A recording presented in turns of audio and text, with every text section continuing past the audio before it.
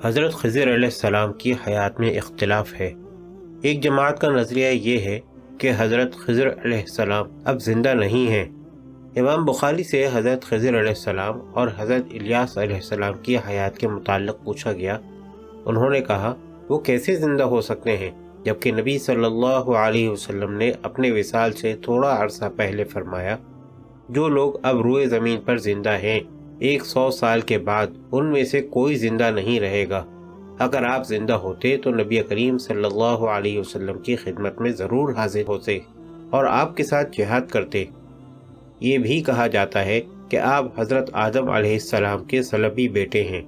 اگر ایسا ہوتا اور حیات دوام حاصل ہوتی تو قرآن پاک میں اللہ تعالیٰ اتنی بڑی نشانی کا ذکر ضرور کرتا۔ جو حیات کے قائل ہیں وہ یہ دلیل دیتے ہیں کہ جب رسول اللہ صلی اللہ علیہ وسلم کا وصال ہو گیا اور صحابہ اکرام رضی اللہ عنہم جمع ہوئے، اس وقت ایک شخص آیا جس کی رنگ دار داڑھی تھی اور وہ گورے رنگ کا ایک جسیم آدمی تھا۔ وہ لوگوں کی گردنیں پھلانگتا ہوا آیا اور رونے لگا اور صحابہ اکرام رضی اللہ عنہم کی طرف متوجہ ہو کر کہنے لگا، ہر مصیبت سے اللہ کی تعزیت ہے، ہر فوت ہونے والی چیز کا خلیفہ ہے، پس اللہ تعالیٰ کی طرف رجوع کرو اور اللہ تعالیٰ کی طرف رغبت کرو۔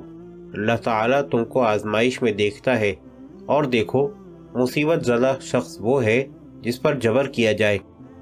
حضرت ابو بکر اور حضرت علی رضی اللہ عنہم نے فرمایا کہ یہ خضر علیہ السلام تھے، لیکن اس طرح کی روایات سے یہ معلوم نہیں ہوتا کہ حضرت خضر علیہ السلام اب بھی زندہ ہیں۔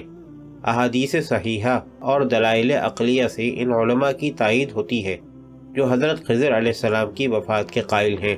اس سلسلے میں ابن حجر عسقلانی نے الزہر النظر فی حال الخضر کے نام سے ایک رسالہ لکھا جس میں حضرت خضر علیہ السلام کی نسب، نبوت، عمر اور مختلف لوگوں سے ملاقات کی تفصیلات بیان کی ہیں۔ تمام دلائل کا جائزہ لینے کے بعد رسالے کے آخر میں لکھتے ہیں، قوی دلیلوں کے لحاظ سے جس شے کی طرف دل کا رجحان ہے وہ عوام جو ان کو زندہ سمجھتے ہیں ان کے خلاف ہے، لیکن کبھی یہ شبہ بھی لاحق ہوتا ہے کہ ان کے زندہ ہونے پر دلالت کرنے والی روایات نقل کرنے والے بہت زیادہ ہیں، اگرچہ ان کی اسناد کمزور ہیں، مگر مجموعہ تواتر مانوی کو پہنچ جاتا ہے۔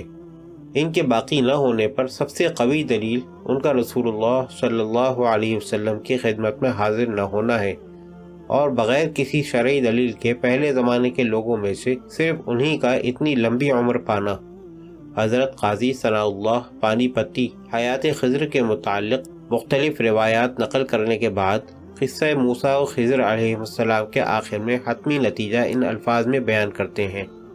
اس مسئلے کا واحد حل حضرت مجدد الف ثانی رحمۃ اللہ علیہ کے بیان سے ہو سکتا ہے۔ حضرت مجدد صاحب سے جب حضرت خضر علیہ السلام کے زندہ یا مردہ ہونے کے متعلق پوچھا گیا تو آپ نے اللہ کی طرف توجہ کی اور بارگاہ اقدس سے اس کا جواب ملنے کی دعا کی۔ چنانچہ عالم مراقبہ میں آپ نے دیکھا کہ حضرت خضر علیہ السلام سامنے آ گئے ہیں۔ حضرت مجدد صاحب نے حضرت خضر علیہ السلام سے خود ان کی حالت دریافت کی۔ حضرت خضر علیہ السلام نے فرمایا، میں اور الیاس علیہ السلام دونوں زندہ ہیں، لیکن اللہ نے ہماری روحوں کو ایسی طاقت عطا فرمائی ہے کہ ہم جسم کا لباس پہن کر بھٹکے ہوئوں کو راستہ بتاتے اور مصیبت زدوں کی مدد کرتے ہیں۔ اگر اللہ چاہتا ہے تو ہم بعض لوگوں کو علم لدنی کی بھی تعلیم دیتے ہیں اور نسبت عطا کرتے ہیں۔ ہم کو اللہ تعالی نے قطب مدار کا مددگار بنایا ہے۔ قطب مدار کو اللہ نے مدار عالم بنایا ہے، انہی کی برکت سے یہ عالم قائم ہے، ہم ان کی مدد کرتے ہیں۔ اس زمانے میں ان کا مسکن ملک یمن ہے، وہ فقہ شافعی کے پیرو ہیں، ہم بھی قطب مدار کے ساتھ شافعی فقہ کے موافق نماز پڑھتے ہیں۔ وَأَلْقَيْتُ عَلَيْكَ مَحَبَّةً مِّنِّي، ترجمہ، اور اے موسیٰ میں نے اپنی جناب سے تجھ پر محبت کا پرتو ڈالا۔ حضرت مجدد الف ثانی رحمۃ اللہ علیہ نے فرمایا، کلیم کا مبدأ تعین خالص محبیت اور عشق ہے، اسی لیے آپ اہل محبت اور عشاق کے سالار ہو گئے، اور رسول اللہ صلی اللہ علیہ وسلم کا مبدأ تعین خالص محبوبیت ہے، اس لیے آپ محبوبوں کے سرگرو قرار پائے۔ صوفی بنظر کشف دیکھتا ہے کہ محبت کا ایک دائرہ ہے، اس دائرے کا ایک محیط ہے اور ایک مرکز، پھر اس مرکز کا بھی ایک محیط اور ایک وسطی نقطہ، بس دائرہ محبت کے محیط کا نام خلط ہے۔ حضرت خلیل اللہ کا مبدأ تعین یہی خلط ہے، اور دائرہ محبت کا مرکز خالص محبت ہے، اور یہی محبت کلیم اللہ کا مبدأ تعین ہے۔ اور جس طرح مرکز محیط سے افضل، اعلیٰ اور وسیع تر ہوتا ہے، اسی طرح مقام محبت کو مقام خلط پر فضیلت حاصل ہے۔ مرکز محبت کی نسبت محیط خلط سے ایسی ہے جیسے چاند کی نسبت اس کے ہالہ سے۔